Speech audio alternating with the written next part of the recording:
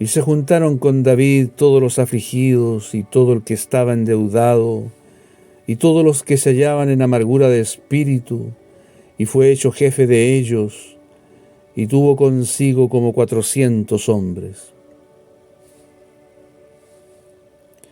En los días en que el rey David era un rey ungido, pero no reconocido aún por la casa de Israel, y huía del rey Saúl, Dios le permitió armar su ejército.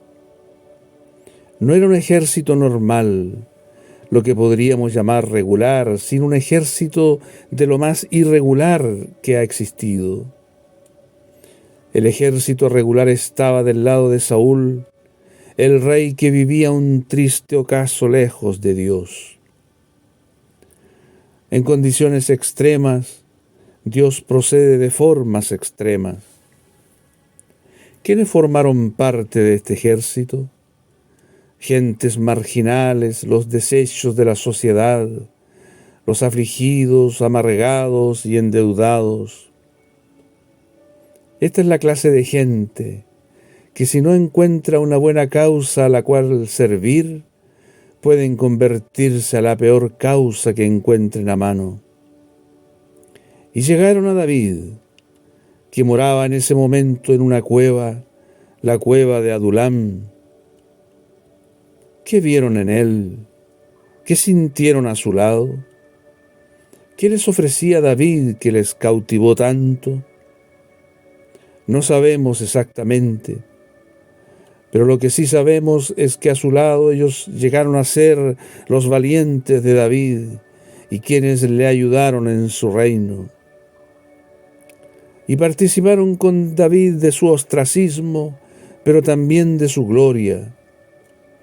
Estuvieron con él en la cueva, pero también en su palacio.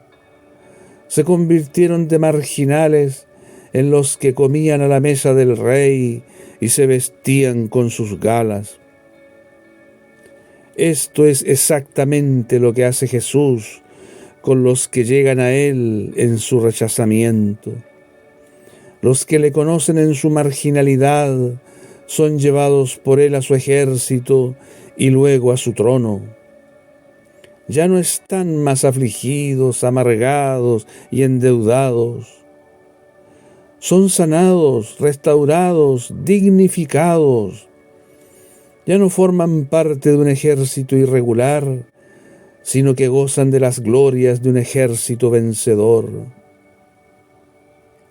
Hay un episodio posterior muy interesante. Ahora David es el rey ungido, pero todavía huye de Saúl. Y viene al sacerdote Ahimelech porque tenía hambre.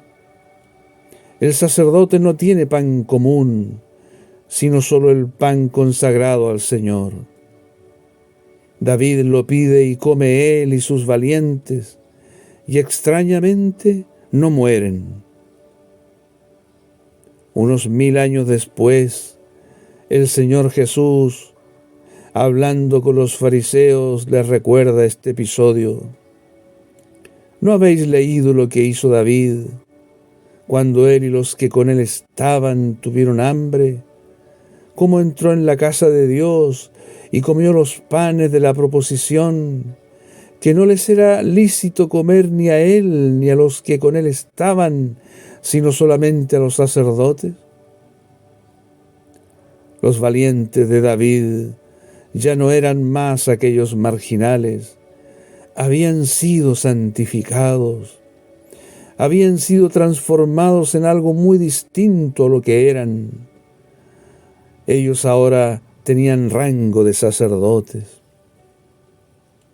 Escucha al Señor lo que le dice a Pedro después. Esto viene muy al caso y puede aplicarse también a ti y a mí. Lo que Dios limpió, no lo llames tú común o inmundo. La sangre de Jesús es poderosa para limpiar y convertir a esta gente en una gente muy especial.